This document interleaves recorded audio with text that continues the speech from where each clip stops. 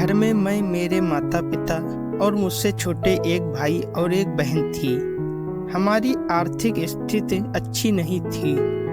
पिताजी बीमार रहते थे। वे कोई काम भी नहीं कर पा रहे थे। घर का खर्च चलाना बहुत मुश्किल हो गया था। हालत ये थी कि पिताजी का इलाज भी नहीं हो पा रहा था। एक दिन मैं रसोई घर में खाना बना रही थी कि तभी माँ ने आवाज दी, महक, पापा को पानी पिला दे, बुखार से उनके होंठ सूख रहे होंगे। मैं कटोरी चम्मच ले आई और पापा को थोड़ा सा पानी पिला दिया। पापा के पैर दबाते हुए माँ ने कहा, जरा अलमारी में देखना कि कितने पैसे रखे हैं। तुम्हारे पापा की दवा खत्म हो गई है। मैंने देखा कि अलमारी में तो इतने पैसे भी नहीं थे कि एक वक्त की दवा आ सके। मैं परेशान हो गई कि अब क्या करूं। किसी से मदद मिलने की कोई उम्मीद भी नहीं थी, क्योंकि हमने पहले ही बहुत लोगों से कर्ज ले रखा था। अचानक मुझको अपने पापा के पुराने दोस्त मोहन अंकल का ख्याल आया। किसी जमाने में वे दोनों अच्छे दोस्त थे, पर पता नहीं किसी वजह से मेरे पापा ने मोहन अंकल से दोस्ती तोड़ ली थी।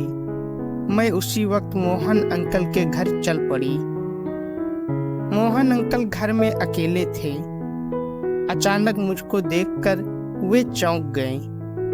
कुछ समय पहले एक छोटी सी बच्ची दिखने वाली मैं आज खिलती कली सी खूबसूरत लग रही थी। मेरी निखरती जवानी को देखकर मोहन का चेहरा खिल उठा। जब मैंने बताया कि मेरे पापा की तबीयत ज्यादा खराब है और मैं मदद के लिए आई हूँ, तो मेरी मजबूरी में मोहन को अपनी हैवानियत की जीत नजर आ रही थी। उसने मुझसे कहा, चलो मैं बैंक से पैसे निकालकर तुम्हें दे देता हूँ। इसके साथ ही हम दोनों गाड़ी में बैठकर घर से निकल पड़े। रास्ते में मोहन ने मेरे साथ छेड़खानी करनी चाहिए। मुझको अपने पिता की उम्र के शख्स से इस तरह के घटिया बर्ताव की उम्मीद नहीं थी, लिहाजा मैं गुस्से में गाड़ी से उतर गई। मोहन ने बेहूदगी से गाड़ी मोड़ते हुए कहा, अगर किसी भी मदद की जरूरत हो तो एक रात के लिए मेरे पास आ जाना। तुम जो चाहोगी मैं दे दूंगा। मैंने नफरत से मुंह फेर लिया था। अब मैं समझ चुकी थी कि मेरे पापा ने यह दोस्ती क्यों तोड़ी थी।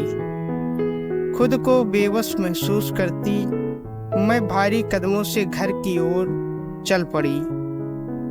घर पहुंचते ही मेरे पैरों के नीचे से जमीन खिसक गई, क्योंकि मेरे पापा इस दुनिया से जा चुके थे। माँ मुझको देखते ही बिलख उठी। तू कहाँ चली गई थी बेटी? देख, तेरे पापा हमें छोड़कर चले गए। माँ रो रही थी। दोनों छोटे भाई बहन भी रो रहे थे। कुछ पड़ोसी भी आ गए थे, पर मेरी आंखों में आंसू नहीं थे। मैं तो जैसे पत्थर हो गई थी। मैं सोच रही थी कि जब घर में दवा के लिए पैसे नहीं हैं, तो पिता के अंतिम संस्कार के लिए पैसे कहाँ से आएंगे।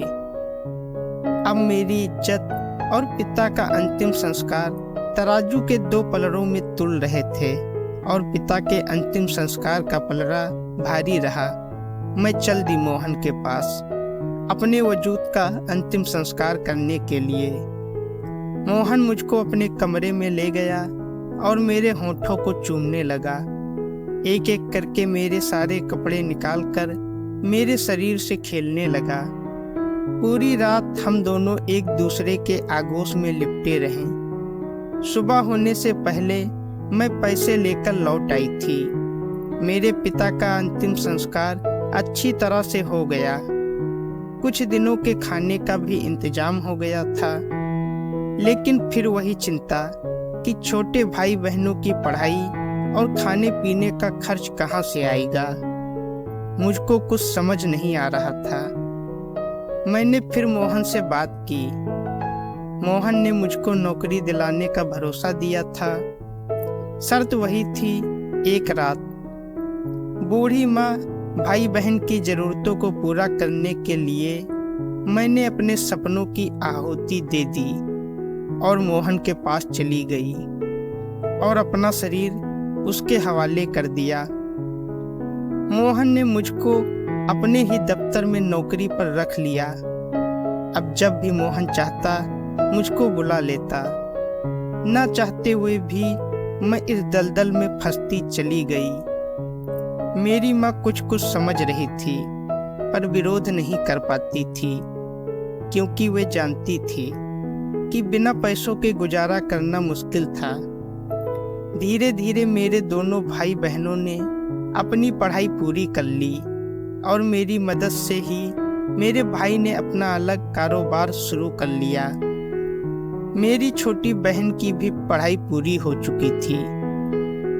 उसके स्वभाव और खूबसूरती को देखते हुए एक अच्छे घर के लड़के ने शादी का प्रस्ताव भेजा। मुझको भी यह रिश्ता अच्छा लगा, सो चट मंगनी पट विवाह हो गया। मैं बड़ी थी।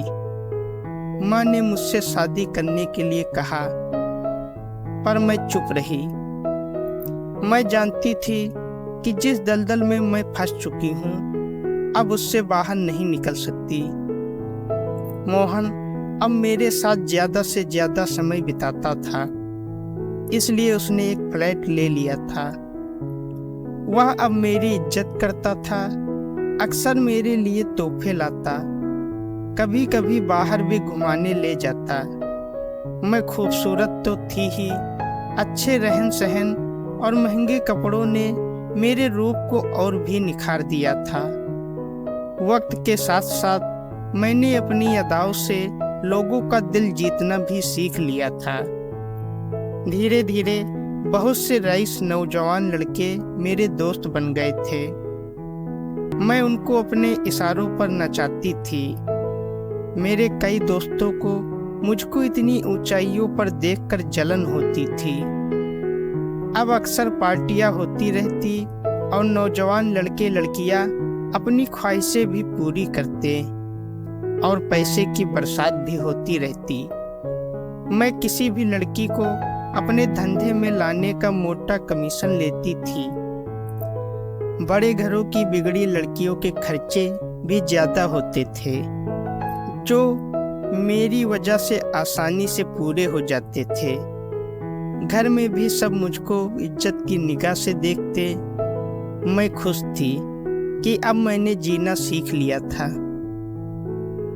दोस्तों, अगर आपको कहानी अच्छी लगी है तो वीडियो को लाइक करें, शेयर करें और हमारे चैनल को सब्सक्राइब करें। धन्यवाद।